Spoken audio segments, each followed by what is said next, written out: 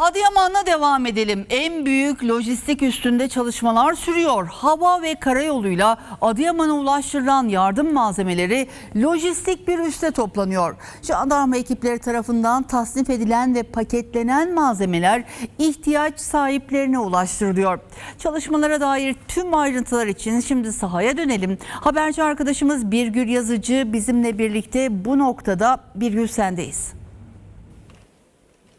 Asrın felaketinin ardından Türkiye'de çok büyük bir yardım seferberliği düzenlendi. O noktalardan birindeyiz bugün. Bu merkez üssü olarak kullanılan lojistik depolarındayız. Kameraman arkadaşım Fatih Acar deponun içinde bulunan malzemeleri ekranlarınıza getiriyor. Bir evde bulunması gereken A'dan Z'ye tüm malzemeler aslında fuar merkezi olan Adıyaman'ın en büyük merkezi lojistik üssüne dönüştürülen bu noktada hali hazırda bekliyor. Yaklaşık 1600 jandarma personeli Jandarma Genel Komutanlığı Koordinatörlüğü'nde buradaki faaliyetlerini yürütüyor. Burada aslında çok meşakkatli bir süreç var. İlk aşamada hava yolu ve karayoluyla merkez üssüne gelen malzemelerin tek tek ayrıştırılması yapılıyor. İkinci el olarak gönderilen malzemeler kesinlikle afetzedelere gönderilmiyor.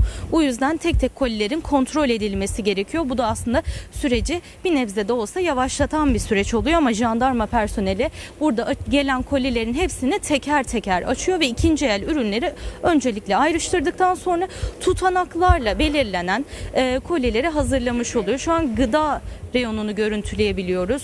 Nohut konserveleri, tavuk konserveleri, domates soslarının olduğu bir gıda reyonundayız şu an.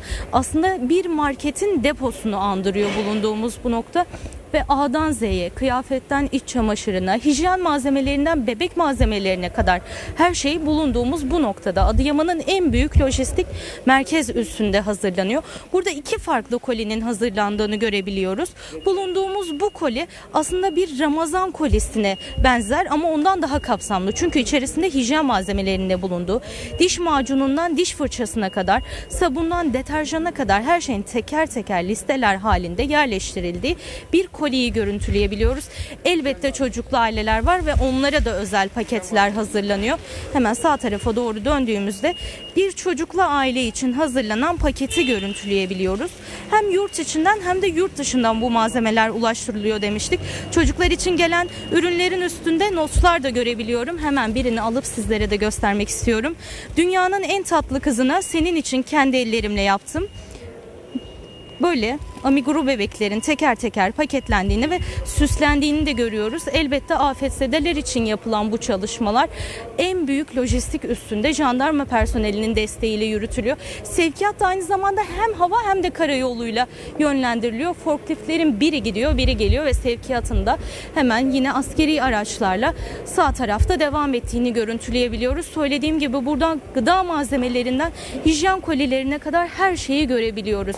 Elektrikli ısıtıcıları, doğalgaz aparatlarını, gıda malzemelerinin hepsinin toplandığı en kapsamlı lojistik üslerden birindeyiz. Jandarma Genel Komutanlığı bünyesinde yürütülen bu çalışmalar öncelikle jandarma personelinin kapı kapı gezerek tespit ettiği ailelerden oluşturulan noktalara gönderiliyor.